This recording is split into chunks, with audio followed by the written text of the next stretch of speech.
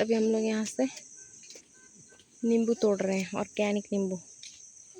ये देखिए नींबू का कलर, अगर ये थोड़ा लाइट ग्रीन, पहले ये डार्क ग्रीन होता है, उसका थोड़ा सा लाइट ग्रीन हो जाए तो आपको समझ जाना चाहिए तोड़ने का लायक हो गया है। एंड देन मैं इसे तोड़ रही हूँ। काटा चुभ जाएगा मेरे को। देखिए इतना फ्रेश है, इतना फ्रेश है। देखिए बहुत ज़्यादा है अंदर अंदर भी।